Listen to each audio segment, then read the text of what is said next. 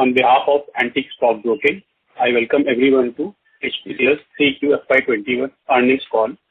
Today we have the pleasure of having with us the Chairman and MD of HPCL, Mr. Surana, Director of Finance, Mr. Kesavan, and ED Corporate Finance, Mr. Naran. I will now hand over the floor to the management for opening remarks, which shall be followed by a Q&A session. Over to you, sir.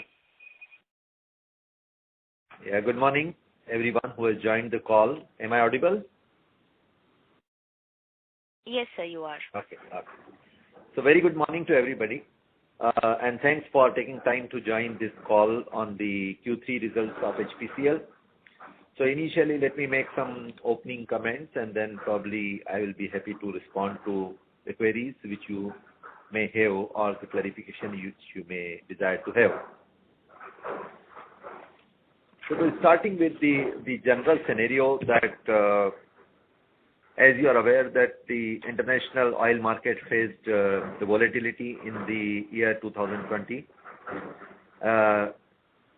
broadly because of COVID-19 pandemic, which led to lockdowns worldwide, and that too in the country as well, restrictions on the movement, etc. And there was a demand collapse because of that in the first quarter of the year.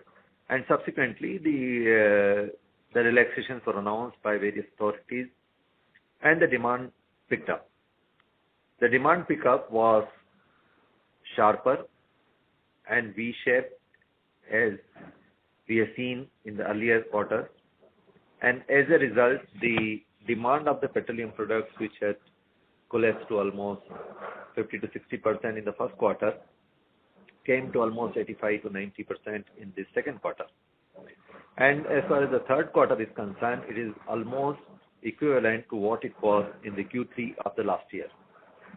As far as HPCL is concerned, we in fact has recorded a growth in the overall petroleum product demand in the year Q3. So while industry has recorded a growth of 0.3% over the last year Q3, HPCL has registered a growth of 2.7% as compared to last year's Q3. So it was quite good as far as HPCL is concerned on the demand of the petroleum products, and the sales are concerned. As far as the refinery side is concerned, or before that, with this pickup in the demand in Q3, the aggregate demand of products from April to December on an industry basis, which moved from 74% to 87% to 100%. And we do expect that in Q4, the pickup in the demand should continue, especially because internationally also there is a demand pickup seen. In US, there is a demand pickup now. The fear of revival of corona is receding. The multiple variants of coronavirus which were being observed are considered less threatening. And there is now more belief that probably we have come out of the pandemic situation, even though the caution continues to be there. And so we expect that the Q4 should record a growth over Q4 of last year. Whether it will offset the shortfall which was there in Q1 and Q2, that is something which we need to watch. But my anticipation will be that Q4 may record a growth of 4 to 5% overall, and which should make us end the year with an aggregate of around 92 to 93% of the last year. But if the demand pickup is sharper than that, then we may do better, especially on HSD, because there will be now the wedding season, there will be festive season, and there will be more movement of the products across the border with the restrictions being lifted, and the industrial and construction sector demand pickup on the back of the extra push and impetus given by government on infrastructure. If HSD, which constitutes a substantial portion of the total petroleum product demand in the country, if the demand is sharper than what has been seen in the past, and it is anticipated that the Q4 may actually record a much higher demand for diesel compared to even last year, basically to release the pent-up demand. In that case, we may have a good going in Q4 as well. Now, the main growth drivers of the demand are likely to be agricultural sectors because of the back of the good monsoon. The transport sector, which has started slowly increase in the demand of goods, etc. Tractors and two-wheeler segment is also witnessing decent growth. Industry, genset, mobile towers, railways, STC. These also may pick up once more and more people start coming out of the homes, and the work from home, though it is reduced but not come out completely. The public transport still has not been made free in most of the cities, but once that starts, the metro trains work, that starts, and the more people become more comfortable in using the public transport, there may be a pickup in HSD. LPG demand had been growth. There is an additional PMUY connection of 1 crore more which is required to be given, and that may bring additional demand for LPG. But otherwise, LPG growth had been good in the year. ATF still is short of what should be. It is still in the range of 55% or so. And it may take some time before the people start feeling comfortable in traveling, both in domestic as well as internationally, even though recently there are announcements that the airline may operate domestic passenger flights up to 80% of their pre-COVID level. But still we think that it is not before Q1 of the next year where the ATF demand can pick up substantially. As far as refinery setup is concerned, refineries has seen the lower margins because of the lower cracks on main products, especially petrol and diesel. Fuel oil had better cracks than what we normally see. It has been as low as $2 to $3, but recently there had been uptake on the cracks on petrol and diesel both. Diesel had been in the range of $4 to $6, and petrol also has been moving up in $3 to $4. LPG prices also showed a pickup. That has led to the margins, the Singapore benchmark margins, which were in the range, which has gone negative, has moved into positive territory, and there is a possibility of the uptick on the refinery GRM front. One thing I would like to mention that normally there's a difference in the Singapore margins, the way they are calculated, and the margins the way they are calculated in India. The Singapore margins are calculated based on the basket of 5 products, and it does not include any fuel and loss component. While when we can calculate the GRM in Indian refineries, we do include the fuel and loss component. Second, the Singapore GRM is more MS oriented, so there is a larger portion of MS which they consider, while in India it is more portion of HSD. And because the HSD cracks were lower than MS in the recent past, that was also one of the reasons of difference in Indian refinery GRM vis-a-vis the Singapore GRM. Not only in the petrol and diesel, the demand pickup has been seen in the industrial products as well. And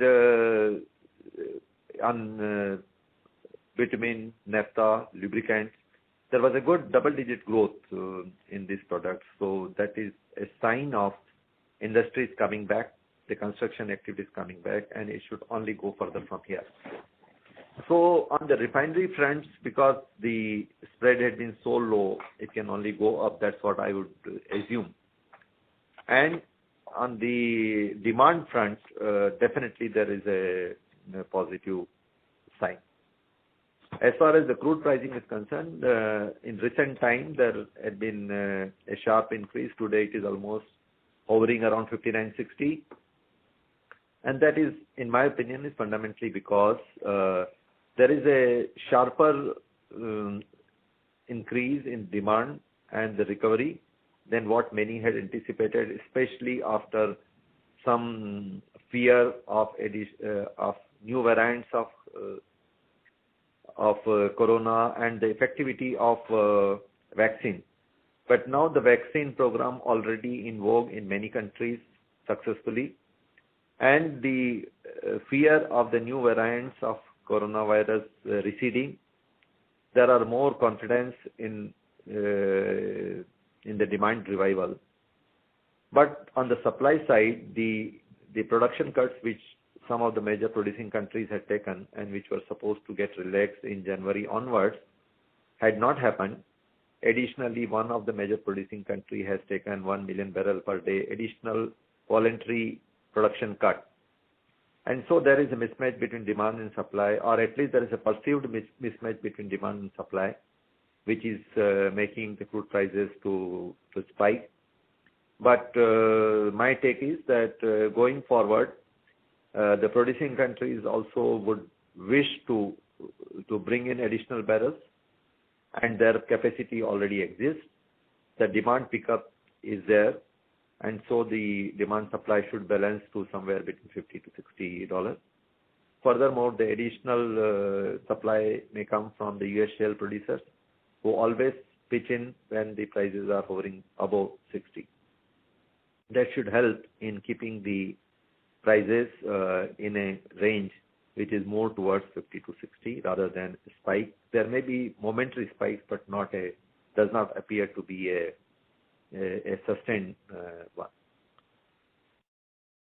On India part, the exchange rate also had been a favorable component in the sense that the rupee had appreciated, and that's a good sign as far as the domestic pricing is concerned. As you are all aware that in the domestic pricing there is almost 70% component is taxation and around 30% which is guided by the commodity market.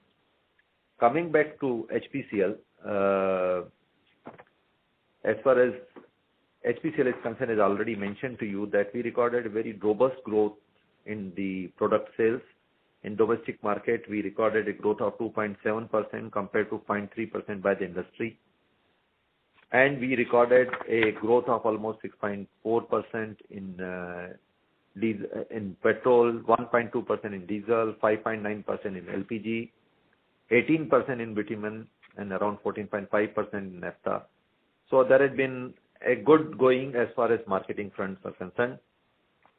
On the refining front, we could use our refinery to 100% of the capacity utilization. I may mention that HPCL normally operates the refinery at more than 100%. We had always been able to sweat our assets better. But even during the corona time, we could run our refineries, or rather we were the only one to run our refineries to almost over 100% capacity. So that was the case on overall basis, April to December, as well as in the quarter of October to December. We could also make good progress on the export front, especially on the lubricants and the value-added lubricants, which had been good as far as the profitability part is concerned.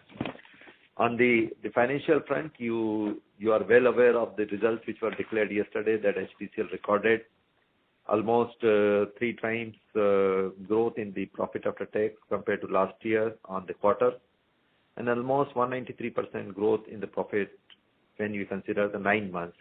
So the profit for the quarter was 2,355 crores versus 747 crore last year, and the 9 months profit was 7,646 crores versus 2,610 crore in the last year 9 months. Incidentally, this is the highest profit which HPCL has recorded, even if you consider the full year profits. The last best profit I think we had was 6,326 crores or so. So to that extent, I think that has been a strong financial performance. Refining margins had been low, which I mentioned to you, and which has reflected in the GRM's part. The strong profitability performance has been mainly because of the good marketing performance as far as sales is concerned, as far as market share gain is concerned, as far as product growth is concerned. 100% utilization of the refinery setup. Some good calls as far as the inventory management, the crude scheduling, and the product placements are concerned. And the important part is a good saving in operating costs during this period, new learnings, So just to give you an indication that we had been able to save almost around 400 odd crore in our operating costs during this period. And that was predominantly because of lower administrative costs and the lower secondary transportation costs, which is also helped by commissioning of 2 new pipelines, one from Uran to Chakan and one from Palanpur to Vadodara, and setting up some new LPG plants, etc., which has brought the supply location nearer to the consumer place, saving in the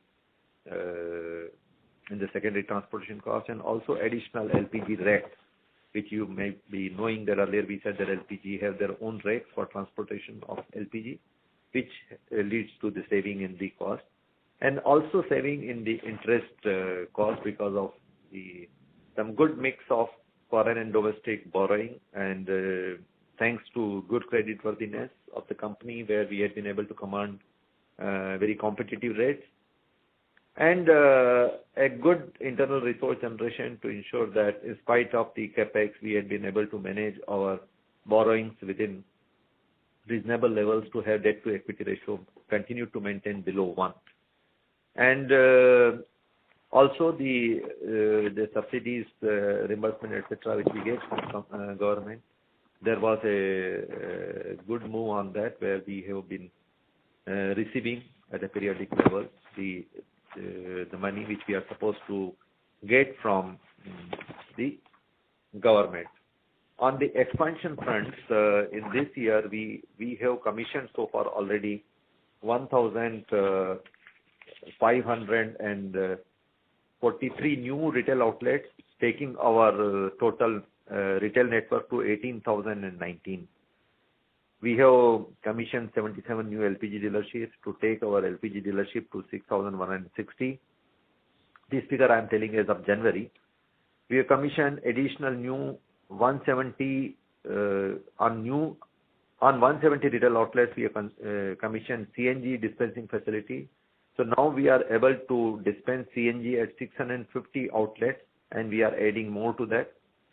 We also added some mobile dispenser which can do door-to-door delivery of diesel, and 205 such dispensers have been added in various cities, and they are predominantly used for supplying diesel to the stationary equipment, or like cranes and diesel sets and the lifting shifting equipment, etc. And we also commissioned the EV charging facility on around 51 outlets by now. We have got plans to commission around 2,000 retail outlets in this year, and almost the same number in the next year as well. As far as capex is concerned, we have got a plan of around 12,000 crore in this year, and we have already done 8,800 crore by January on this. Projects-wise, we have been moving very quickly. The stoppages of work which came in the month of April, we very quickly revived it back. And as of now, around 45,000 workers are at our various construction sites, and all the construction sites are going on in full swing. We expect to complete the Mumbai refinery expansion project in this calendar year. And Vizag refinery expansion project, all the units except the bottom upgradation also will be completed in this calendar year. Bottom upgradation unit will be completed in the next year, that is 2022 calendar, and Rajasthan refinery in 2023 calendar. So that's the roadmap as far as the completion of the projects are concerned. In fact, now we have got a very clear visibility of completion of all our major projects. Our HMEL petrochemical complex is also likely to be completed in this calendar year itself. And by 2022, even Vijayawada-Dharmpuri pipeline, Palanpur-Badmer pipeline, and Hassan-Challapalli LPG pipeline, these also will be getting completed. So this year, we will see Mumbai refinery and Vizag refinery commissioning of the units, and so that brings a phase where we will be moving from construction to commissioning phase of these units, which will bring additional throughput, additional product line, additional energy efficiency, and a better margins based on the size, the technology, and the newer type of units we'll be putting it. In the meantime, we'll also be completing our Chhara LNG terminal and the CGD where I mentioned earlier we have got authorization for 20 geographical areas. The work on the new geographical areas which we were allocated in the 10th round of bidding also is moving at a good place in the states of UP, West Bengal, Haryana, and we already started commissioning CNG stations and PNG facilities in these newer cities, along with the earlier authorized areas where there is a push to increase the gas usage as such. So I think this is a commentary on the general outlook of the company and the situation, and I'll be happy to take further questions if you have. Thank you. Thank you very much. We will now begin the question and answer session. Anyone who wishes to ask a question may press star and 1 on the touchtone telephone. If you wish to remove yourself from the question queue, you may press star and 2. Participants are requested to use handsets while asking a question. Ladies and gentlemen, we will wait for a moment while the question queue assembles. In the meantime, I can probably also mention that our buyback program is proceeding, and as of 3rd February, we have already bought back 4.07 crore shares at a total value of around 885 crores. So that is around 35% of the intended buyback program. So that is still continuing because we have gone through a market transaction. And I'm also happy to share that HPCL was awarded the Oil Marketing Company of the Year award by FIPI.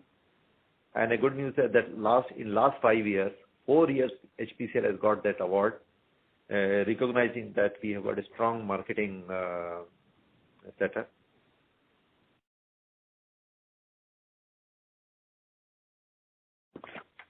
Thank you. The first question is from the line of Sanjay Parekh from Nippon India Mutual Fund. Please go ahead. Yeah. Sir, can you hear me, sir? Yeah, please go ahead. Yeah. Sir, thank you very much, sir, for a very well-covered synopsis. Sir, one is you did explain in terms of the gas CNG in our petrol pumps that we've installed and also the EV charging stations. And so just wanted to ask you that over 3 to 5 years, considering that gas also we have a huge emphasis and, over a longer period, EV will also become important. So what is our plan for rolling up and increasing the coverage there? And when, in terms of payback or returns, how do you see that? That's the first question, sir. The second question is, sir, in terms of the expansion of volume, I missed because both the expansion projects are going on stream. Where do we see the refining volume in the next 2 years? That's the second question. Third is, sir, the pipeline. Recently, government said that the monetization of pipeline can happen through the InvIT route. Do you think there is a scope where we can partially monetize, and would it be relevant? Do you think it would be, and can it be done, or should it be done? That's the third question. And also, if you can give us the capex plan for the next 2 to 3 years, that will happen. And last, I just want to congratulate you really for this buyback and enthusing the confidence of the existing shareholders. So thank you, Mr. Parekh. I think there are a number of questions which are rolled up, so I'll try to reply one by one. If I must miss something, you can probably point it out to me. So just to ensure that I captured the question correctly, one was regarding the capex, one was regarding the gas and EV business. One was regarding the refinery capacity and one was regarding the monetization of the pipelines. Am I right? Yes, sir. These are the 4 questions. Okay, so as far as refining is concerned, our Mumbai refinery will become 9.5 million. Right now it is 7.5 million, and Vizag is supposed to go to 15 million. So without RUF being commissioned also, we should be able to commission other units to take the refinery capacity of Vizag to 14 million ton. So we see in this year, by the end of this calendar year, this 2 million ton of Mumbai refinery capacity and around 5.5 to 6 million ton additional capacity in Vizag coming up. Now, as far as Mumbai is concerned, we will be commissioning it in the first quarter of this year. We should have the benefit of the additional capacity in the next 3 quarters. As far as Vizag is concerned, we will be starting commissioning somewhere in the 3rd quarter. So we will have the benefit of that in the 4th quarter. Now, as you know, the refinery units commissioning, it may have a little bit of ramp-up time, but we definitely see that the total refinery throughput of the year 21-22 will be more than the previous throughput, considering even the shutdowns which will be taking in Mumbai for the revamp and the commissioning and the normal turnaround which we take once in 4 years, and the hooking up of the Vizag refinery facility even without RUF. Now, because there will be a hydrocracker coming in Vizag, there will be 9 million ton CDU coming in Vizag, and in Mumbai also some of the multiple VDUs we will be replacing by a single VDU. So it should also bring the energy efficiency and the operating efficiency in this, which should help in complexity and the margins. The next year we will have the bottom upgradation unit which will be completing. You might have heard recently in the news that the heaviest LC max reactor in the world, which is required for this RUF unit or bottom upgradation unit, has already been dispatched from Hazira last week. In fact, I was there to see it off. That is one of the most critical equipment as far as this is concerned. So we should be starting completion of bottom upgradation unit in the 2nd quarter of the next year, and so that will bring a substantial margin improvement on the full increased capacity of 15 million ton. So additional 1 million ton capacity should accrue in the next year, and a substantial margin improvement because the bottoms will get converted to distillates.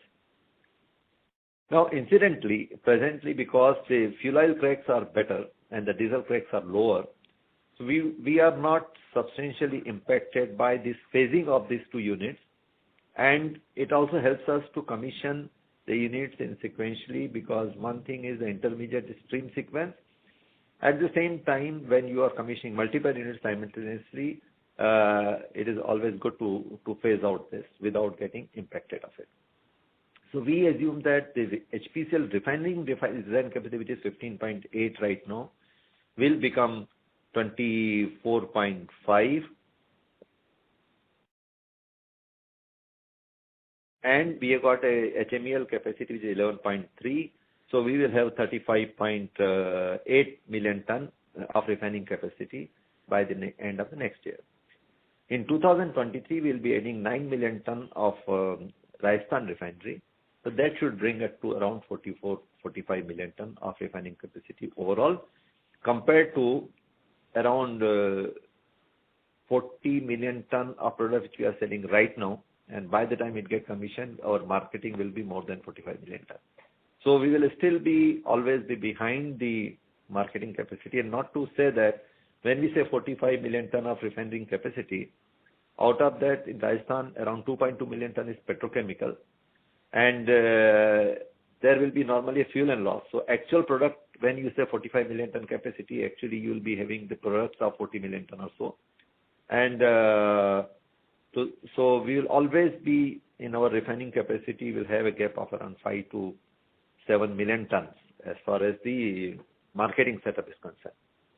Now it brings additional around 2.2 million ton of petrochemicals in our system from Rajasthan, and this year we will also be completing HMEL petrochemical complex, which will bring another 1.7 million metric ton of petrochemicals. We will have substantial petrochemical presence after these two projects are coming in.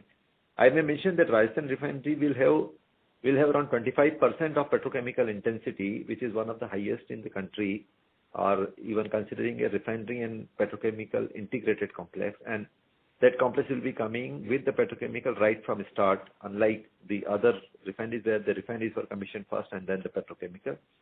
So it will have the more efficient use of steam disposals and better energy efficiency, and it may have one of the very high complexity factor of around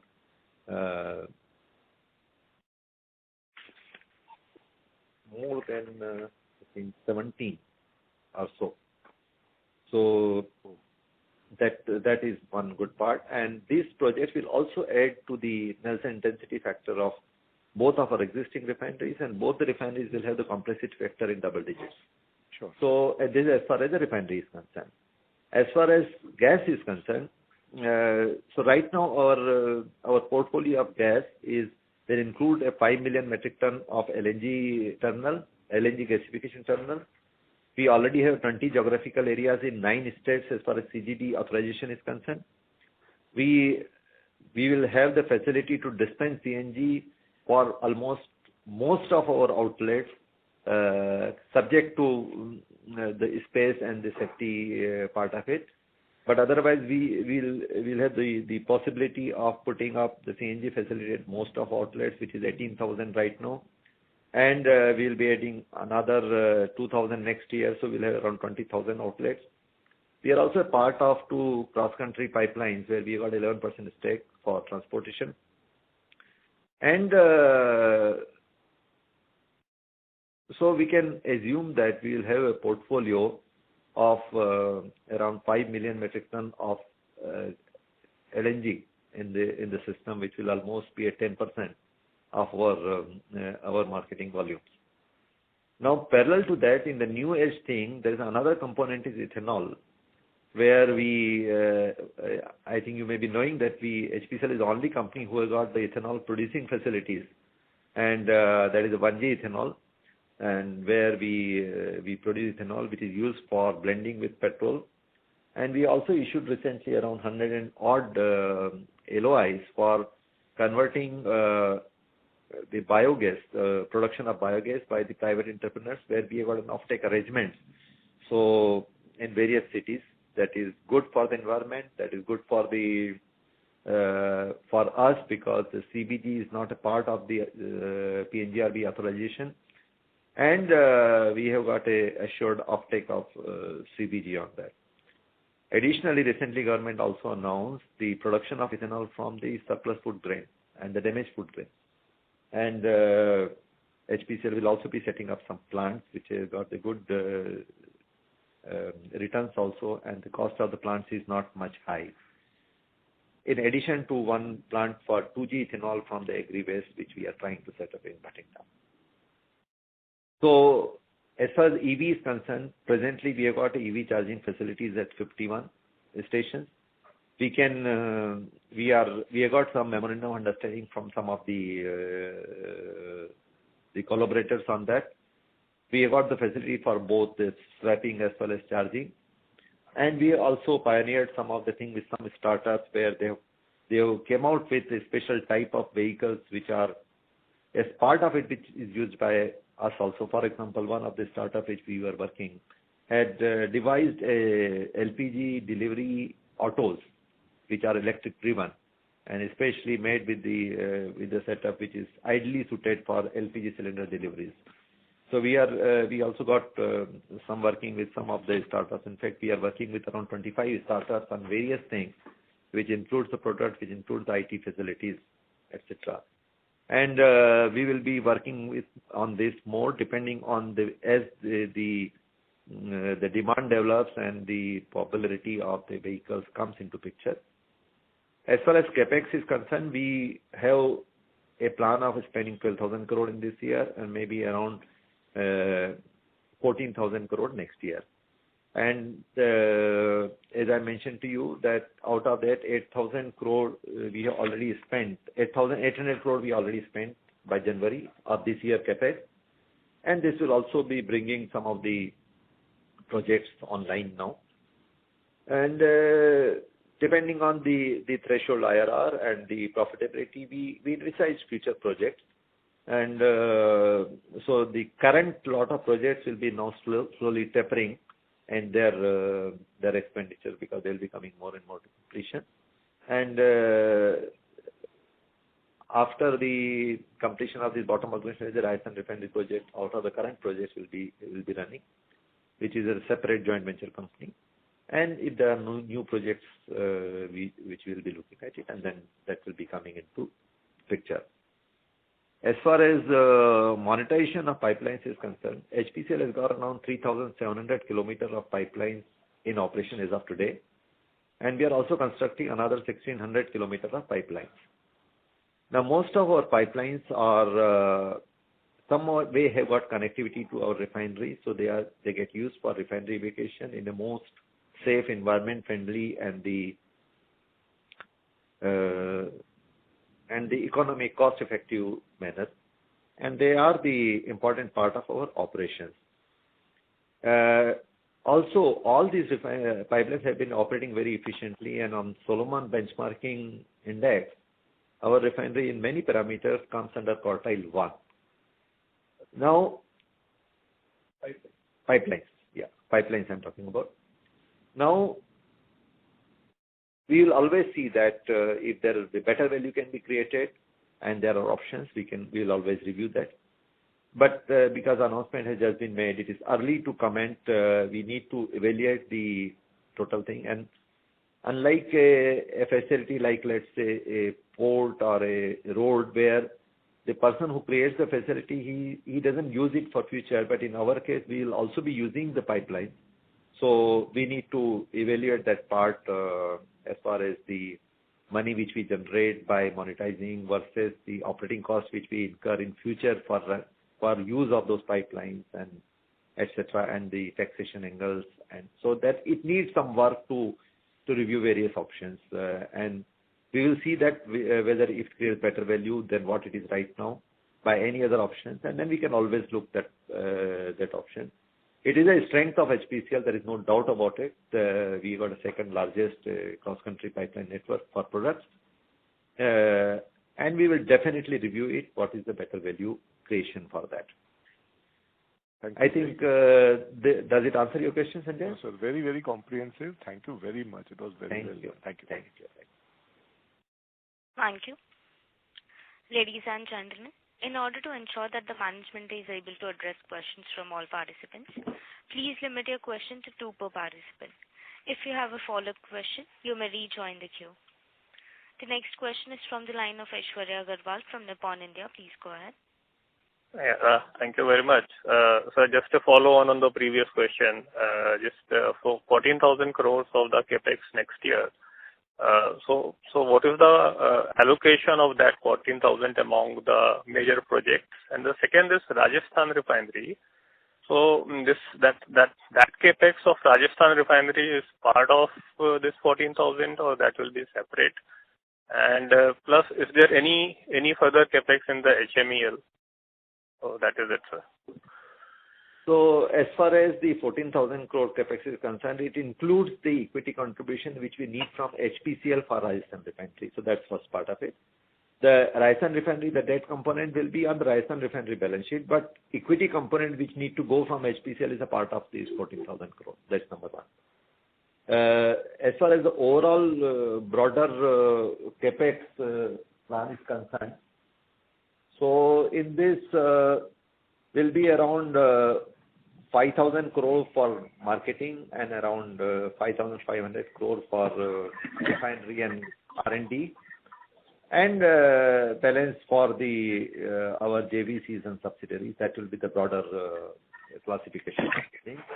And it will include our CGD, etc., around 2,000 crore.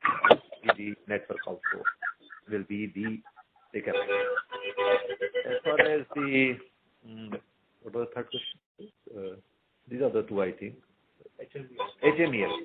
As far as HMEL is concerned, there is no contribution which is required from our side right now. The company is able to generate its own resources and debt.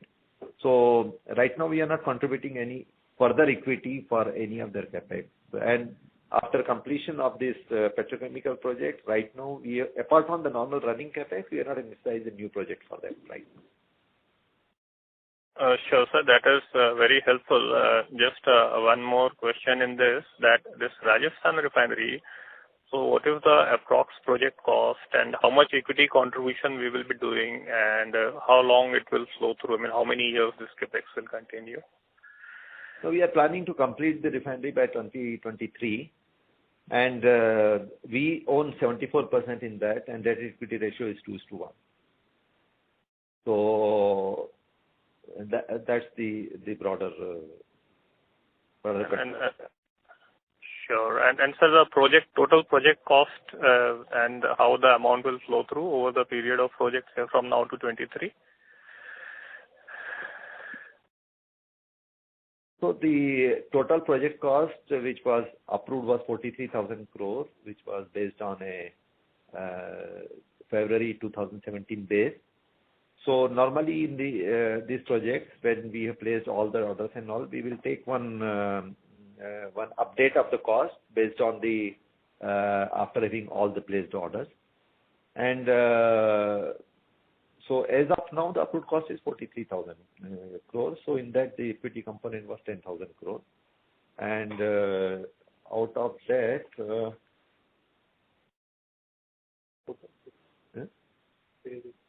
4,000 crores we already contributed. And out of that 10,000 crores, I think 4,000 crores we already contributed to this equity. So that is where it is. And phasing wise, as of today, we have placed the order of around 35,000 crore on that project, and we have made an expenditure of around total 6,000 crore or so. And normally, the way the curve goes, that it will be around 35% next year, and then next year. Sure, sir. This is very helpful. Thank you very much, and best of luck. Thank you. Thank you.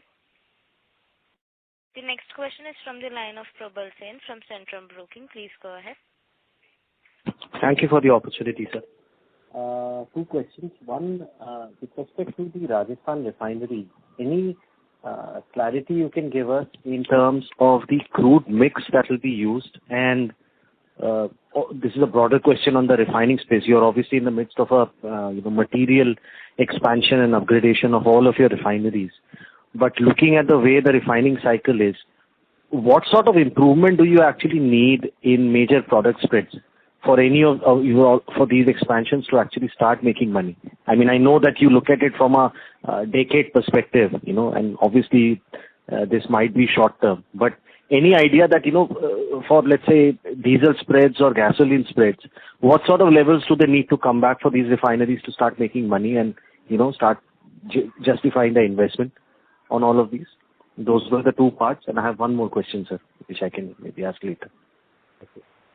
So, first part is the crude mix of Rajasthan refinery. We have designed the refinery in such a way that we can use around 2.5 million ton of Rajasthan crude and rest the imported crude, or if required, we can use full 9 million ton also imported crude.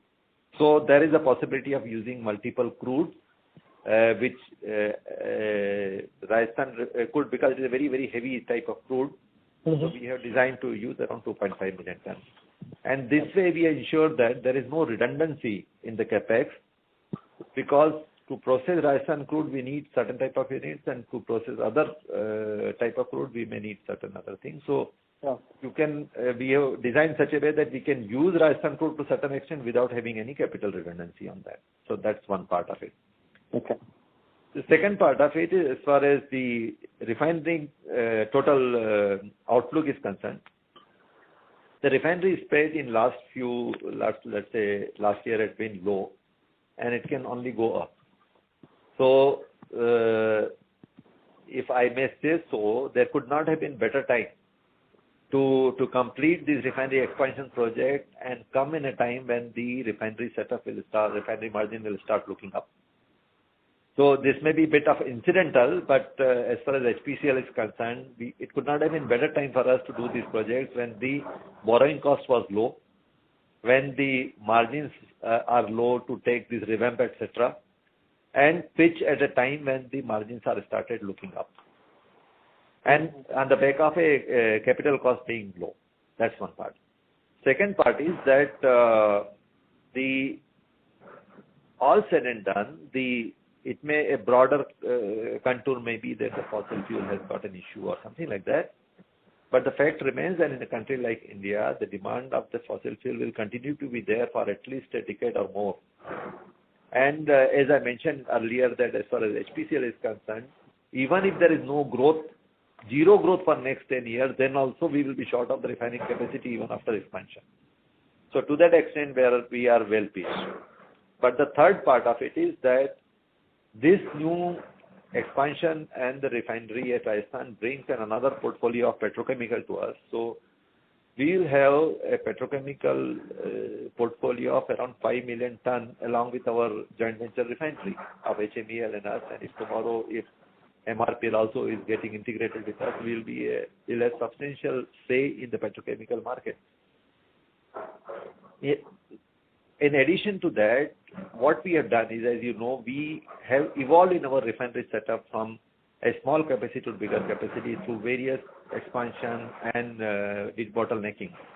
But in this expansion, what we have done is some of the lower size units we have replaced by bigger size units. So like in Mumbai refinery, we replaced 2 vacuum units and brought only 1 vacuum unit. Rather, we had 3 and we will have only 1 now. In Vizag, we had the smaller capacity CDUs and we'll be bringing a full 9 million ton CDU and we'll have hydrocracker and we'll have a bottom upgradation. So while one end we are expanding the capacity, that is on the back of a substantial improvement in the value-added products, like in Vizag with the bottom upgradation in it, we may have almost a zero fuel oil production. And we may convert everything to distillates, and we will not be producing pet coke either, which may have some environmental concerns. So I think, in my opinion, all these expansion projects which we have taken have a well-calibrated outlook. And as far as HPCL is concerned, that becomes a good growth driver in the time to come when the projects are about to be commissioned. Now, in a broader perspective of the refining cycle always has been going through a cyclical mode, and that happens because of when the margins are good, people start thinking of setting up the refineries, and by the time the refineries come, they're always with a plan to have additional capacities. So when the refinery gets commissioned, you have surplus capacity, which leads to reduction in the margins. But because it takes 5 years for the refineries to come, there is a time in between where you have got a supply-demand deficit. So you go through a cycle of surplus demand, then the surplus capacity, and balancing in steps. And so the refinery margins goes through a cyclical up-down. And with now the new trend being integration of petrochemicals and refineries, this cycle will get more flatter, because the petrochemical demands will continue to be there, and more, even though you may have some of the alternative fuels coming into picture, but the newer product slate may have a continuous demand. As far as HPCL is concerned, even on the traditional products, we had been shifting towards more value-added products. So you might have heard that the mineral turpentine oil we launched in the packed mode. Otherwise, we were supplying only in bulk mode earlier. Then the lubes, where we used to have a large manufacturing facility, we were the biggest producers of lube base oil. We also used to supply base oil to our competitors, and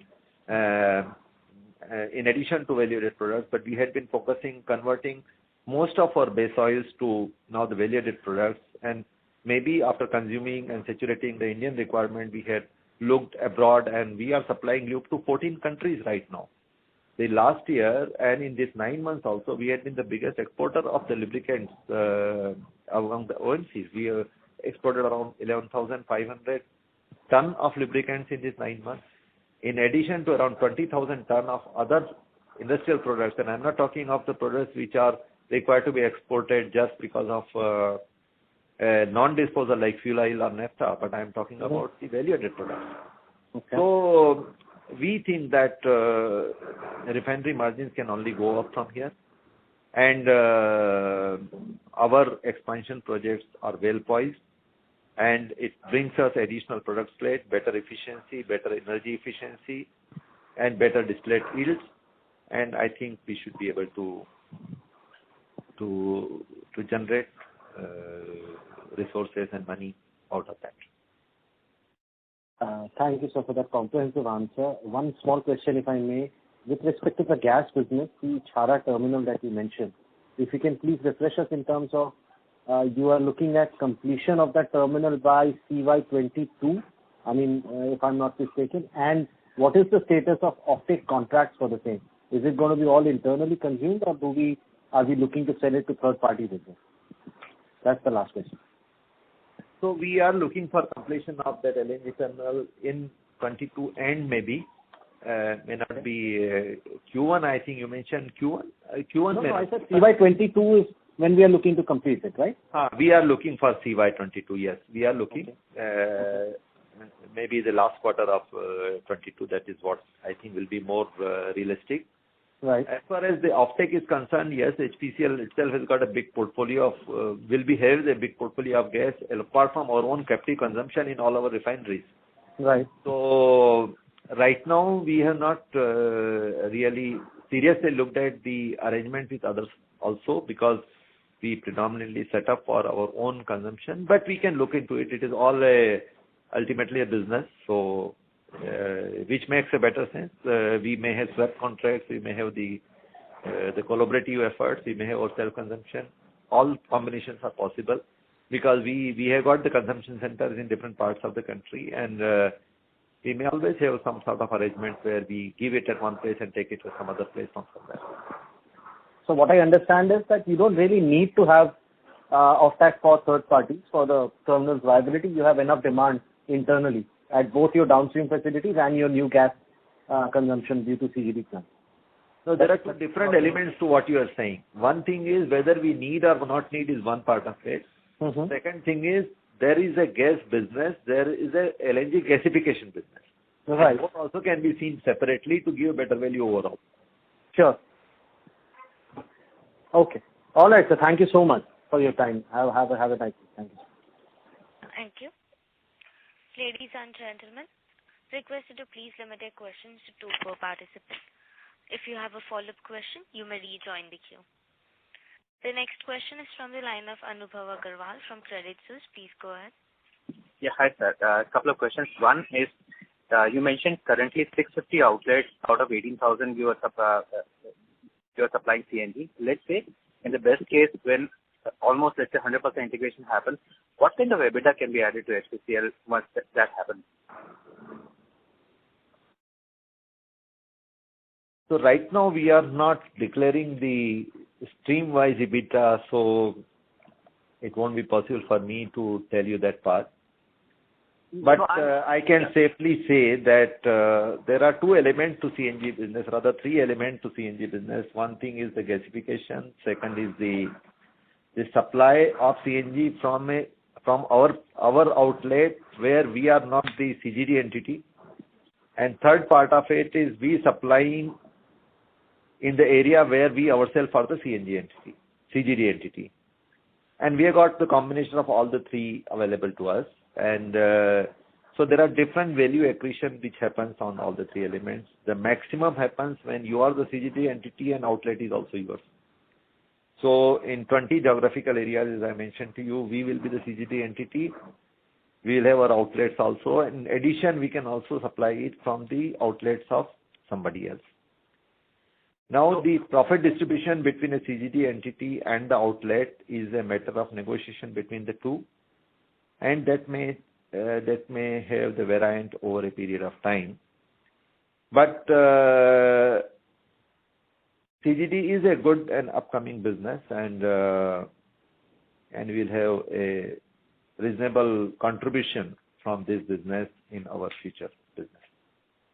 Sir, I was just checking that, let's say, even if you don't negotiate higher rates, even the existing rates, which is dealer margin of 3 to 4 rupees, if you were to just extend the volumes on the second part which you mentioned, where you're not the CGD entity, you are using the outlets for others, what kind of rough number it can? Can it be, let's say, 1,500 to 2,500 crore EBITDA? Let's say, just as a ballpark, once let's say 100% integration happens on just the second part of the business. See, it will also depend on what is the conversion rate of the vehicles to CNG. So we have got one advantage that either we'll be selling petrol, diesel, or we'll be selling gas. So either way, the business will be ours. Okay. Now the margins may be different on the two, so that is one important part of it. So as far as the second part is concerned, which is the end consumer part of it concerned, we will have a margin either way, whether we sell gas or we sell the liquid products. Sure. Okay. And if that gives some direction to you. that helps. Second question was on significant ramp up in our retail outlet addition. Now almost we are adding 3x to 4x of what we used to add.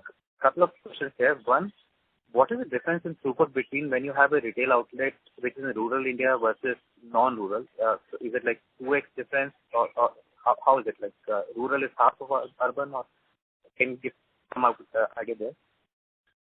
So you can't generalize that way. You may have an outlet even in the second rung city, not rural, but second rung city, which may do very well. For example, I will tell you a simple case. The biggest selling petrol outlet in the country is HPCL outlet in Visakhapatnam. It is not in Mumbai, Delhi. In the country, whole country, I'm saying, all industry put together. The biggest, largest petrol selling outlet belongs to HPCL, and that is in Visakhapatnam. And a largest diesel selling outlet, I think, is in Gurgaon, right? Gurgaon. So the question, it depends on the traffic density in that area and the other outlets availability in that area. That's one part. But having said that, you can say that a rural outlet will be more in the range of 100 KL, while a urban outlet will be more in the range of 200 plus, 200, 250 plus. But in this range, you can have an outlet even touching 500, 600 or even 1000. And you may have an outlet which may also be in the range of 60 to 100. But normally when we set up an outlet, different companies may have different thinking. But as far as we are concerned, we don't, we target an outlet to have an average size of 100 KL throughput. But the second part is the size, the land, and the investment which we do on the outlet also is in line with what business it will generate. So a larger outlet which is selling more, we may have larger area, larger facility, additional facilities, and the different, we have got a variety of outlets like Club HP Star, Apna Ghar, etc.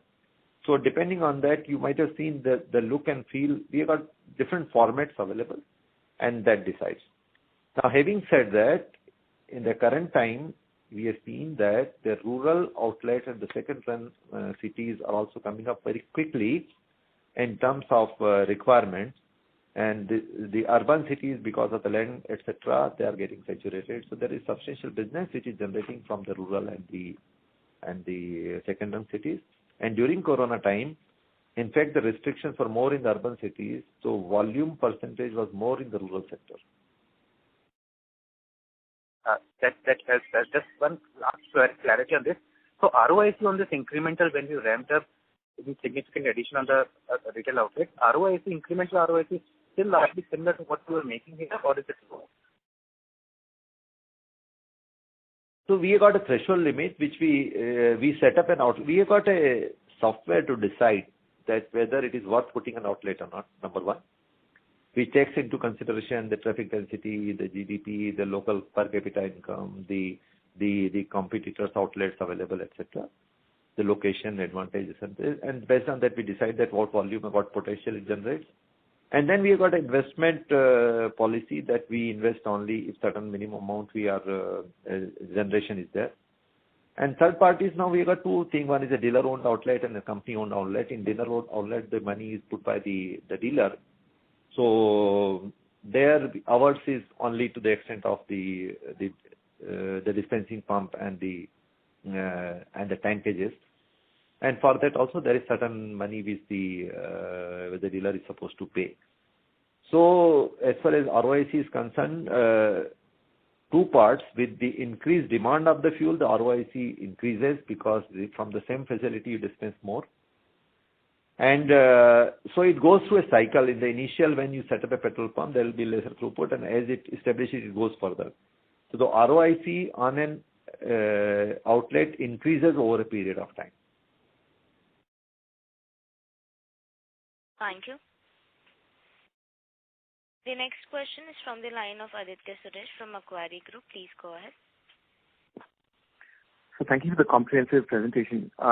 Two questions. So first is, can you elaborate a bit on your lubricant export business? It's clear that seems to be an area of focus for you, but can you give us a few numbers, whether it's your contribution today or what your targets are for that business? And the second is more from a risk perspective. So petrol prices and diesel prices are high today. In a scenario crude were to say move up further from here, do you have much confidence in the government rolling back excise duties, or do you think it will be like inflationary to the customer? Thank you.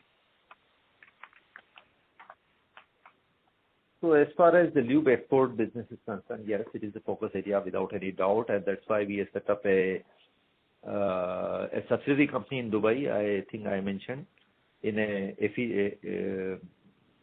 the FZCO area, and that has started functioning, and we have got a registration of all our brands in that area of Middle East, etc. We have also made certain arrangement for coal blending in that area, which we can do. Right now we are supplying lubricants to 14 countries, and we got a plan to increase it further. In 9 months, we have exported around 11,500 ton. The last year we exported around 16,000 ton, and that business is growing, and it is being received well in the market. And we have also gone to the countries where no other Indian brand of the lubricants are there, like Myanmar and Vietnam and all that. So we are focusing on that area, and we consider that can be a good potential business. Now, having said that, we can also leverage it to some other additional products which we had been exporting, and there are value-added products, and we can also make certain variant of the products which we make, which include the solvents and the hexane solvents, RPO, MTO, etc., FPO. So there are various, in fact, Vizag has got a facility to even export bitumen. I think we may be the only refinery which has got a line to jetty for bitumen in Visakhapatnam. And we have transported bitumen by tanker within the country, of course, not outside, but we can do that. And we have supplied bitumen also to other countries in the nearby countries like Nepal, Bhutan, etc. So, because I mentioned that we do not give the stream-wise or the business-wise EBITDA breakup, but I can safely say that lubricant is one of the important contributor to our business line. And unlike the fear which many people have that it is fully dominated by MSHSD, the profitability has got a reasonable component of the products and the lines of business which is other than MSHSD, in which lubricants and the direct sales or the industrial and consumer business has got a important contribution. So this was one question. Which was the other question? This was your question? Does it answer you? Yes, sir, it does. Maybe just one item, if I can get a clarification, is that in terms of what you're selling in the overseas market for lubricants, I understand that sales is an order of magnitude higher in terms of margin compared to, say, your MSHSD. Any thoughts on that? If say you're making, say, 2 rupees 50 paisa or 3 rupees on petrol and diesel, what type of equivalent margin would you be making on lubricants? The lube is a competitive market, and there are two components. One is the IP right and the formulation, and second is the marketing strategy in selling. So you got a variant of the product which is high premium segment. They are low premium segment. There is the bulk volume. There are lubricants which are related to trucks and trailers and the premium vehicles, etc. So you can't generalize that way, but I can say that at least the EBITDA contribution wise, the lubricant does contribute around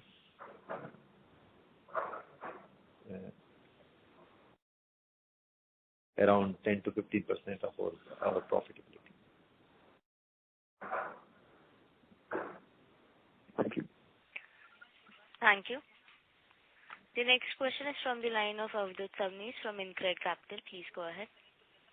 Yes, sir. Just some housekeeping questions. Firstly, in terms of the interest expense, how much was the forex element in it in the third quarter and the 9 months, and how much was interest capitalized for the first 9 months?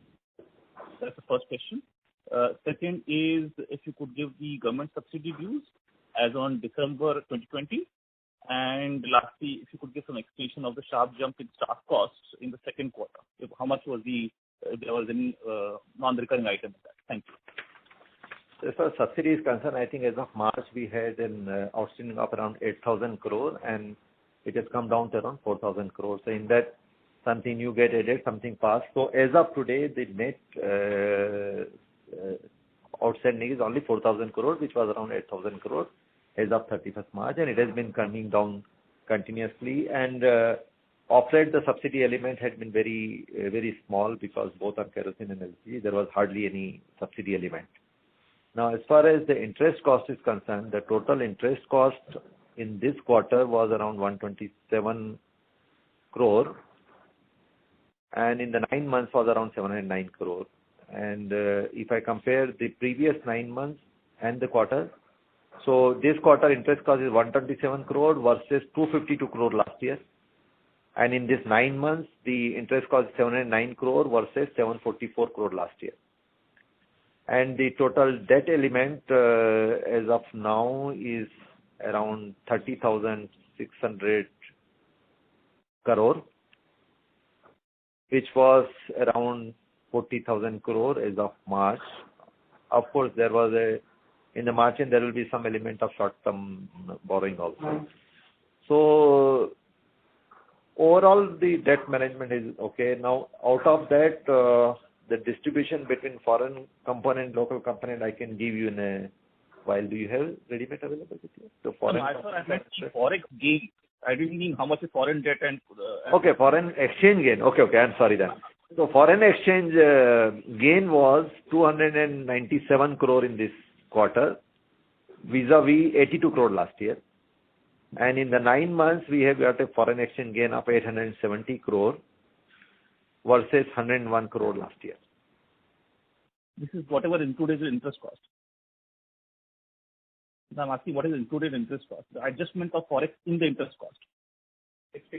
60 crore. 60 crore in the third quarter. April to December.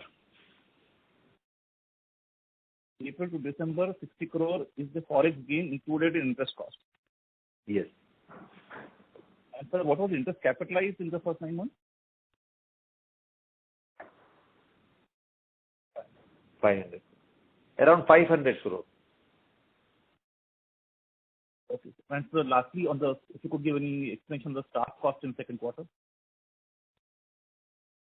Staff cost.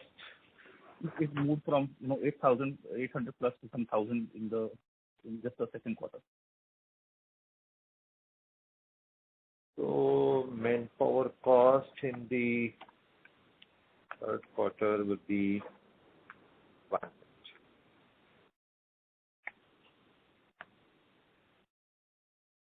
is around 884 crore. So is 884 crore for the quarter October to December. No, that's what I'm saying. In the second quarter, which is the July to September quarter, it was over 1,000 crores, 1,005. So I would just, and obviously that's out of trend compared to the 800 kind of number in the earlier quarter. So No, that is because, see, we got a variable component of the cost, which gets decided by the performance of the company. So in the second quarter, there is an element of the profitability linked incentive which we pay to the employees, which was accounted in the second quarter. But if you compare, let's say, last year the same quarter versus this year the same quarter, the increase in the manpower cost is 116 crores. So that includes the increase in the salaries, additional manpower, etc. Thank you so much, sir. Thank you so much. Thank you. But I may mention one thing, that as far as operating expenses concerned, there is other than manpower cost, there is a reduction of around 400 crores in this year compared to last year. Yeah. Thank you. The next question is from the line of Chinmay Gandre from Bharti AXA Life. Please go ahead. Yeah, sir. Thank you for taking my question. Sir, can you give us some visibility or some information in terms of the marketing margins you guys have made in terms of other products which are like lube, FO, LHS, bitumen, naphtha? How are the marketing margins trending, say, on a YOY or a sequential basis in these kind of products? So I think I answered that question, that we don't give the marketing product-wise marketing margin. I won't be able to answer that question to you right now. Sir, not maybe in terms of absolute margin or exact details, but at least as a trend, are they like flattish, declining, or improving on a YOY or sequential? So marketing margin are stable. They are not declining. Let me tell you this. Okay. So we had been able to cover the marketing margin to the extent which is reasonable, required by the oil marketing companies to cover their costs and sustain the business. And to that extent, we had been able to align the prices, including the reasonable margin and the international prices and the exchange rate. Okay. So no particular category they had a kind of a lower margins during the quarter, right? I mean, I'm talking X of diesel and petrol. So the question is that as far as the control commodities, only LPG and kerosene right now. Yeah. As far as MS and HSD is concerned, there is certain formula on which basis we derive at the margin, and that is what is supposed to be recovered in the prices. So it is not the choice of the oil marketing companies that you can charge anything. Okay. That is one part. As far as other products are concerned, they are free pricing products and they are competitive products, which companies have got a strategy for the bazaar trade and companies have got a strategy for the industrial trade, which are on the competitive bidding basis. So there are different margins and the strategies, and that may vary from market to market as well. So as a company, what we see is whether the overall, how it works out for us. And there are different segments which work differently. For example, the diesel for, let's say, STC, the State Trading Corporation, State Transport Corporation, is different. The diesel for the industrial sector is different. They are more on a competitive basis. They are bid and you have to win a competitive tender.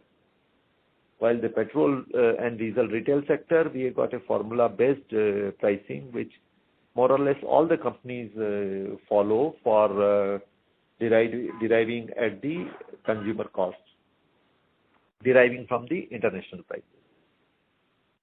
As far as lubricants are concerned, there are different segments. One is a bazaar trade, one is a industrial trade, one is the automotive and trade, and one is OEM business. So different markets have got a different, and one is the base oil sale itself. So different type of the product and categories, we have got a different way of pricing the products. And it also depends on what are the competitive prices. But I can tell you in the automotive, grease, and this sector, we did very well in terms of volume, in terms of growth. Okay. Thank you, sir. Thank you. The next question is from the line of Panakin from JP Morgan. Please go ahead. Yeah, thank you very much, sir. So my question pertains to the Rajasthan refinery. Now, as you highlighted, at the time of the board approval in 2017, it was a 43,000 crore project. So it's fair to assume that there would be some cost increases. And while the company is targeting a 2023 completion, given that it takes some time for full ramp up, by the time the refinery is fully ramped up, it could be 2024 or even 25. Now, so the question that we are getting from investors is that we have a situation where the government of India seems to be clearly disincentivizing refined product consumption, given the very high degree of taxation we have diesel on petrol versus gas. So longer term, the demand outlook remains unclear as to how the government wants to see it. Second, given that HPCL will own a 74% stake, there will be a 30,000 crore debt on the refinery which will be consolidated on HPCL's books. So from a capital allocation point of view, would not the company prefer to de-risk the exposure and get a foreign partner, maybe a Middle East company, and reduce its holding from 74% to 50% or below? Would not that have been more prudent, sir? So let me take this question in two parts. First part is that the policy regarding disincentivizing the fuel products, to that extent, there is a different connotation for different companies. As far as HPCL is concerned, as I mentioned to you, we are already short of products. So even there is a zero growth, then also I'm short of products. So because I got a marketing business and where even if there is a zero growth, also I will need a product. So to that extent, that concern does not arise in case of HPCL. It may be a concern for other companies who are already maybe balanced on their supply and refining marketing setup, or they may surplus products. That is also one of the reasons that even when the demand contracted, also we were able to run our refineries to full capacity. So that answered the first question. As far as second question is concerned, that Rajasthan refinery has got one importance in terms of petrochemicals, because it brings the petrochemical manufacturing facility to us, and with the possibility of further downstream integration in future, because in the chemical side. So to that extent, Rajasthan refinery is not purely a fuel refinery. As I mentioned, it has got a high intensity of petrochemical to the extent of 25-26%. That is the second part of it. The third part of it is whether we should risk or de-risk. That is a strategic call which the company takes, and that opportunity always exists. So you can always get a partner by creating value at the right time. So that call we can always take. Like a number of times the people used to ask us that whether we should be bringing IPO for HMEL or whether there should be a partner. But we need to see always that whether which is the best value creation today or tomorrow. And we can always take calls. So by having 74%, we have got that opportunity available with us that we can continue to have a reasonable say in the refinery, at the same time being able to dilute some of our equity. But that call has not been taken as of now, and we will see that as opportunity time. Sure, sir. So just to understand that till that call is taken, it would be fair to assume that over the next 3 years, as the Rajasthan refinery comes into play with a 45,000 crore plus project expense, HPCL at a consolidated level would see its gross debt broadly go up from 35,000 crores to 60,000 crores, sir, just simply because of the consolidation.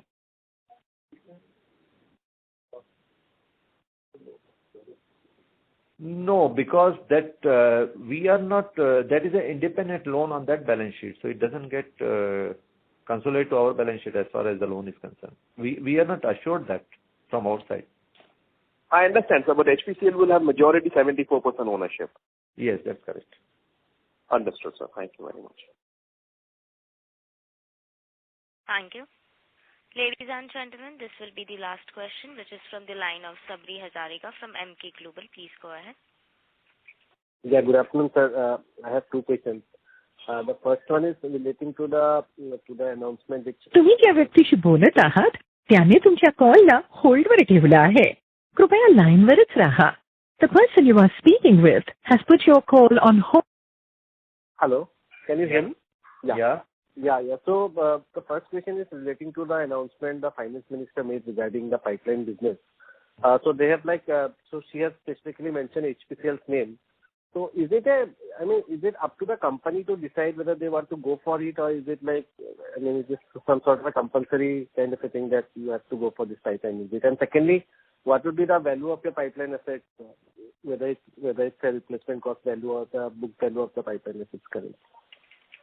No, it is early to say all that. There was some announcement has been made, and definitely we need to see that which is the best value creation. So that is a thought and the idea which has been put in the budget, that there is a possibility of getting the value on that. Now, if we see from the government's point of view, as far as HPCL is concerned, any monetization does not accrue directly to government, unlike IOC or GAIL or somebody. So that part also should be kept in mind. And we will definitely see that to what extent, which is a very better value creation idea. Now, as far as the cost of the pipelines are concerned, at different points of time, these pipelines have been commissioned. So there is a replacement cost which ranges between 4 to 8 crore per kilometer as of today. Any pipeline, if you want to lay, it will cost anywhere between 4 to 8 crore, depending on what is the size and what is the pressure and which terrain you are laying. But it will be in that range.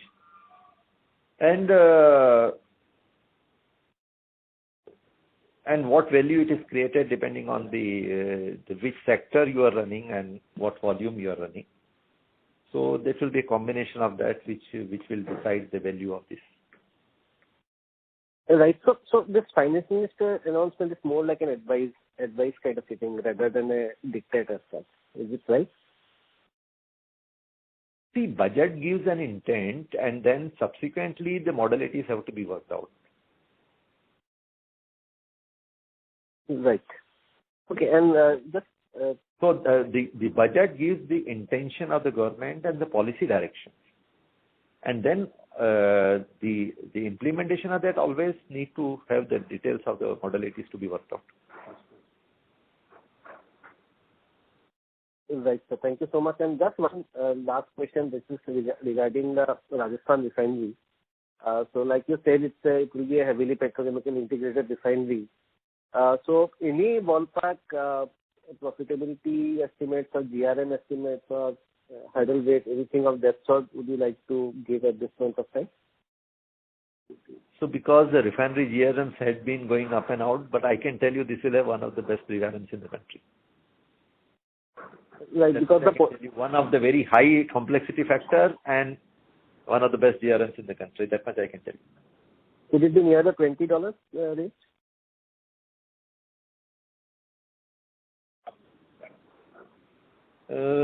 To give a number right now will be difficult. I can only say it will be a double-digit number, definitely, and it will be one of the best in the country. That much I can tell you. Okay. Thank you so much, and all the best. Thank you. Ladies and gentlemen, as this was the last question for today, I would now like to hand the conference over to the management for closing comments. So first of all, thank you very much for all the people who have joined the call and their interest in HPCL, for going through the numbers, putting some very highly involved questions after having done substantial analysis on the company, and that makes us happy that the people continue to be interested and invested in our company. As far as we are concerned, we have consistently demonstrated a high level of physical and financial performance, and we will continue to do that. We also consistently demonstrated our intention to create value for the investors. Share buyback was one such call. In the past, we have taken liberal calls on dividends, bonuses, etc. And we will continue to do that also.